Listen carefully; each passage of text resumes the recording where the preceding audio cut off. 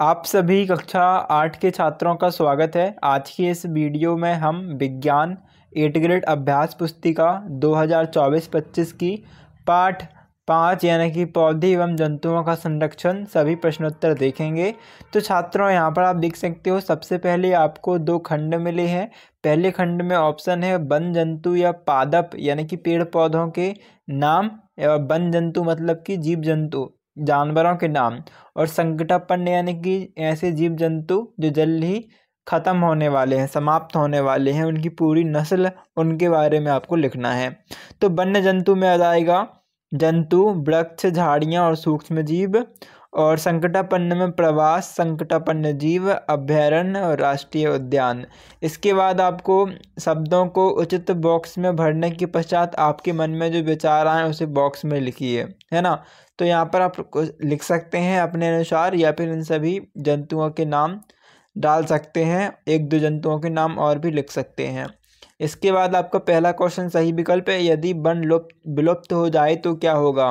तो वायु में CO2 यानी कि कार्बन डाइऑक्साइड की मात्रा बढ़ जाएगी। आपका C नंबर सही रहेगा।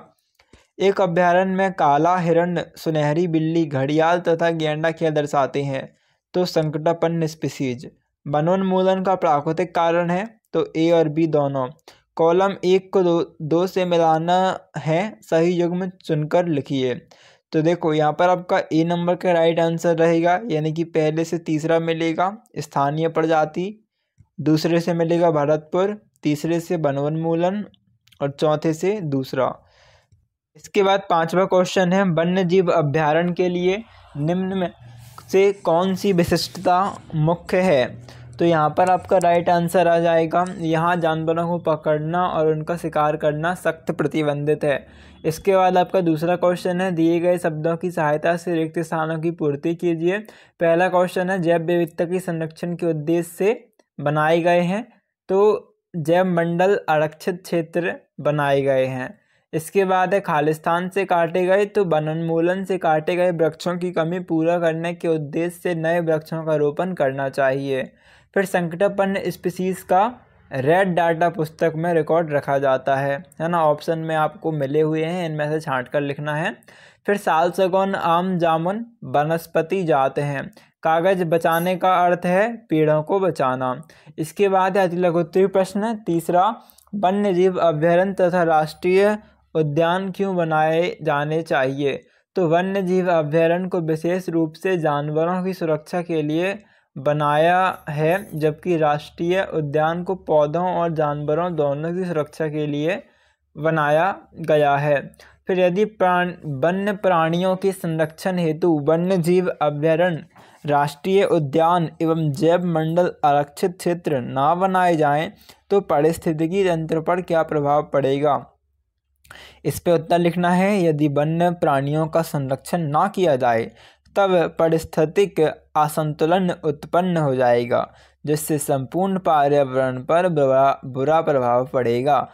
5वां क्वेश्चन है, बड़े जंतुओं की अपेक्षा छोटे प्राणियों को विलुप्त होने की संभावना कहीं अधिक है, क्यों। तो बड़े जंतुओं की अपेक्षा छोटे प्राणियों के विलुप्त होने की संभावना अधिक इसलिए है, यहाँ पर ई लिखना है, ठीक है, इसलिए है क्योंकि इनके आवास के विलुप्त होने की संभावना अधिक होती है। फिर चिड़ियाघर और वन्य जीव अभ्यारण्य में कोई दो अंतर लिखिए।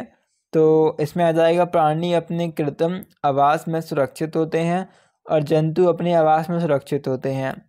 चिड़ियाघर में दूसरा आ जाएगा, यहाँ जंतुओं को भोजन उपलब्ध कराया जाता है, और वन्य जीव अभ्यारण्य यहाँ जंतु खुद शिकार करके भोजन प्राप्त कर लेते हैं।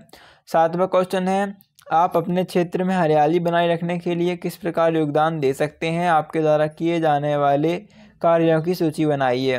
तो लिखना है, योगदान इस प्रकार है, पेड़, यहाँ पर परे नहीं है, सुधारना थोड़ा सा, पेड़ लिखना, ठीक है, इस प्रकार से पेड़। कैसा लिखना है आपको, पेड़। पौधों की संख्या बढ़ाना जरूरी है, तो पूरी लाइन सुधारना, यहाँ पर संख्या में आधा खा आएगा, ठीक है ना, पेड़ पौधों की संख्या।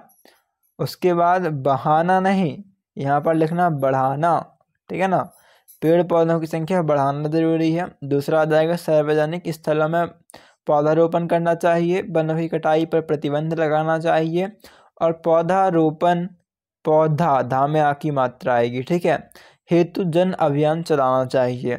इसके बाद है लघुत्तरीय प्रश्न, क्या मानव जाति भी जीव जंतुओं के लिए खतरा बन सकती है, स्पष्ट कीजिए। तो बढ़ती जनसंख्या के कारण अति पैमाने पर वनों का विनाश हुआ है। मनुष्य स्वयं की जरूरत की पूर्ति के लिए प्राणियों का शिकार करते हैं। वन काटने से जीव जंतुओं के आवास क्षतिग्रस्त हो जाते हैं। 9वां क्वेश्चन है, कल्पना कीजिए अगर पृथ्वी से वन समाप्त हो जाए तो निम्न पर क्या प्रभाव पड़ेगा, मनुष्य पर। तो मनुष्य को जीवित रहने के लिए श्वास की आवश्यकता होती है। पेड़ से प्राणदायिनी ऑक्सीजन गैस मिलती है। वन की संपूर्ण विनाश होने पर मनुष्य जीवित नहीं रह पाएगा। पर्यावरण पर, तो पृथ्वी पर वन का विनाश होने से प्राकृतिक असंतुलन उत्पन्न हो जाएगा। वातावरण का तापमान बढ़ जाएगा। वातावरण में CO2 गैस की मात्रा बढ़ जाएगी। इसके बाद 10वां क्वेश्चन है, यदि ध्रुवीय भालू को सतपुड़ा राष्ट्रीय उद्यान में रहने के लिए लाया जाए तो क्या वो अपना अस्तित्व लंबे समय तक बनाए रख पाएगा? उत्तर को कारण सहित स्पष्ट कीजिए। तो ध्रुवीय भालू ठंडे आर्कटिक क्षेत्र के अनुकूलित हैं। यहाँ तापमान बहुत कम होता है और उनका जीवन शैली बर्फ और समुद्री बर्फ पर निर्भर होता है। सतपुड़ा राष्ट्रीय उद्यान एक उष्णकटिबंधीय, यहाँ पर उष्ण है ना, तो ऊ के बाद ना नहीं लिखना, आपको ये वाला सा लिखना है, वो भी आधा, ठीक है ना। मतलब कैसे लिखेंगे आप लिखेंगे कुछ इस प्रकार से, उष्ण, उष्ण, ठीक है, आगे का सेम क्या लिखेंगे, उष्ण, फिर कटिबंधीय क्षेत्र है। इसके बाद अतः यह ध्रुवीय भालू के लिए अनुकूलित नहीं है, क्योंकि यहाँ का तापमान ज़्यादा होता है, इसके लिए यहाँ पर वो नहीं रह पाएंगे, ऐसा भी आप लिख सकते हैं। फिर 11वां क्वेश्चन है, पहेली अपने माता पिता के साथ राष्ट्रीय उद्यान भ्रमण के लिए गई। वहाँ उसने नदी किनारे कुछ पक्षी देखे। पहेली को माँ ने बताया कि पक्षी संसार के अन्य भागों से उड़कर यहाँ आए हैं। तो बताइए, पहला क्वेश्चन, ये पक्षी जो अपने मूल आवास से उड़कर सुदूर क्षेत्रों तक लंबी यात्रा करते हैं क्या कहलाते हैं? तो उत्तर लिखना है आपको, वे पक्षी जो अपने मूल आवास से उड़कर सुदूर क्षेत्रों तक अपनी लंबी यात्रा करते हैं प्रवासी पक्षी कहलाते हैं। बी क्वेश्चन है, वे पक्षी अपना मूल आवास छोड़कर सुदूर क्षेत्रों की यात्रा क्यों करते हैं? तो ये पक्षी अपना मूल आवास छोड़कर सुदूर यात्रा करते हैं, इसका कारण मुख्यतः भोजन की तलाश है। फिर इन पक्षियों के उदाहरण दीजिए। तो हंस, सामान्य चील और शवेलो। इसके बाद 12वां क्वेश्चन है, बाघ उन स्पीसीज में से एक है जो धीरे धीरे हमारे वनों में से समाप्त हो रहा है, लेकिन वन्य जीवों के लिए आरक्षित क्षेत्रों में बाघों की संख्या में वृद्धि हो रही है, इसका कारण है। तो प्रदेशों में बाघों की संख्या बढ़ने के लिए उचित प्रबंधन हो रहा है। इनके आवास व प्रजनन का संरक्षण पर विशेष ध्यान दिया जा रहा है। इसके बाद आपको दीर्घोत्तरीय प्रश्न 13वां है, किसी पहाड़ी तंत्र में हरे पेड़ पौधों से शाकाहारी तथा मांसाहारी जीव जंतु एवं सूक्ष्म जीव पाए जाते हैं। यदि इस परितंत्र में कुछ प्रतिकूल परिस्थितियां उत्पन्न हो जाएं तो क्या होगा? जैसे यदि हरे पेड़ पौधे सूख जाएं तो क्या होगा? तो यहाँ पर लिखना है, हरे पौधे से ऑक्सीजन का उत्पादन होता है जो वायुमंडल में बहुत जरूरी है। हरे पौधे परितंत्र में उत्पादक का कार्य करते हैं, जिन्हें शाकाहारी जंतु खाते हैं। इसके बाद है, यदि मांसाहारी जंतुओं की संख्या में वृद्धि हो जाए तो क्या होगा? तो इसमें संभावित रूप से शाकाहारी आबादी में कमी आ सकती है, क्योंकि मांसाहारियों की बढ़ती संख्या उन्हें खा जाती है, अतः मांसाहारी की संख्या अधिक नहीं होना चाहिए। यदि शाकाहारी जंतु समाप्त हो जाएं तो क्या होगा? तो यदि शाकाहारी जंतु समाप्त हो जाएं तो पारिस्थितिक तंत्र बिगड़ जाएगा। शाकाहारी छोटे जंतुओं को मांसाहारी जंतु खाते हैं, जानवर भूखे मर जाएंगे, बस शिकारियों की आबादी में विस्फोट हो जाएगा। इसके बाद है, परितंत्र में सूक्ष्म जीवों का क्या महत्व है? तो परितंत्र में सूक्ष्म जीव महत्वपूर्ण भूमिका अदा करते हैं। सूक्ष्म जीव पेड़ पौधों या जंतुओं के सड़े गले मांस अवशेषों का अपघटन करके मृदा में परिवर्तित करते हैं। ओके, इसके बाद है वन्य अभयारण्य, राष्ट्रीय उद्यान तथा जैव मंडल आरक्षित क्षेत्र की विशेषताएं लिखिए। तो वन्य जीव अभयारण्य जंगली जानवरों की रक्षा करते हैं, जबकि जीव मंडल एक क्षेत्र के भीतर वनस्पतियों और जीवों की विविधता का संरक्षण करते हैं। राष्ट्रीय उद्यान संपूर्ण पारिस्थितिकी तंत्र को संरक्षित करता है। अपने जिले, प्रदेश एवं देश में जो राष्ट्रीय उद्यान, वन्य जंतु अभयारण्य, जैव मंडल आरक्षित क्षेत्र हैं, निम्नलिखित तालिका में लिखिए। तो सबसे पहले आपको संरक्षित क्षेत्र राष्ट्रीय उद्यान, फिर वन्य जंतु अभ्यारण्य, फिर जैवमंडल आरक्षित क्षेत्र लिखने हैं। तो आपके ज़िले में जो जो हैं वो आप लिख सकते हैं। जैसे कि हमने इसमें लिखा है ज़िले में कान्हा किसली राष्ट्रीय उद्यान। आप अपने ज़िले में पता कीजिए कौन सा है, यदि कोई नहीं है तो इसे आप खाली छोड़ सकते हैं, है ना। इसके बाद है वन्य जंतु अभ्यारण्य, तो पंच वन्य जीव, यहाँ पर जैवमंडल आरक्षित पचमढ़ी, अमरकंटक, नीलगढ़ी, जैव मंडल, इस प्रकार आप पता करके अपने ज़िले में लिख सकते हैं। ज़िले में अलग रहेगा। बाकी मध्य प्रदेश में है सतपुड़ा राष्ट्रीय उद्यान, गांधी सागर वन्य जीव और जैव मंडल आरक्षित क्षेत्र अमरकंटक। और देश में तो कांजीरंगा राष्ट्रीय उद्यान, ये सेम लिख दीजिएगा, वन्य जंतु सुंदरवन और ये नीलगिरी जैव मंडल, यानी कि ये दो सेम रहेंगे। बाकी आपके ज़िले में थोड़ा अलग हो सकते हैं, तो इसे आप चेक कर सकते हैं। इसके बाद है एक विद्यालय में प्रतिवर्ष 4 टन कागज़ की खपत होती है। यदि यह विद्यालय अपने कागज़ों की प्रतिपूर्ति करना चाहते हैं तो इन्हें प्रतिवर्ष कितने पौधों को लगाना होगा। 1 टन कागज़ के लिए 17 वृक्षों को काटा जाता है। तो 1 टन कागज़ के लिए 17 वृक्षों को काटा जाता है ना। तो यहाँ पर विद्यालय में खपत प्रतिवर्ष 4 टन कागज़ है, अतः 1 टन कागज़ के लिए खपत है 17 वृक्ष, अतः 4 टन कागज़ के लिए खपत 17 × 4 यानी कि 68 वृक्ष, अतः विद्यालय को 68 वृक्ष प्रतिवर्ष लगाना होगा। यह आपका राइट आंसर रहेगा। इसके बाद है विद्यालय यदि 50% कागज़ को पुनः चक्रण कर उपयोग में लाया जाता है तो इस स्थिति में कितने पौधों को प्रतिवर्ष लगाना होगा।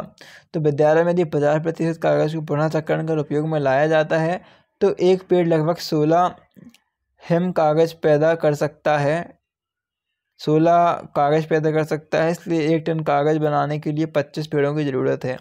इसके बाद विद्यालय कागज़ की बचत के लिए कौन कौन से विकल्प अपना सकता है। तो विद्यालय में कागज़ की बचत के लिए उपाय निम्नलिखित हैं।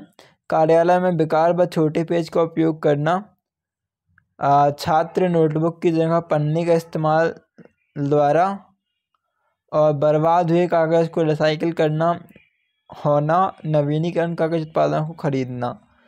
प्रोजेक्ट है इसके बाद आपका अपने क्षेत्र के विशेष क्षेत्रीय पौधा एवं जंतुओं की सूची बनाइए।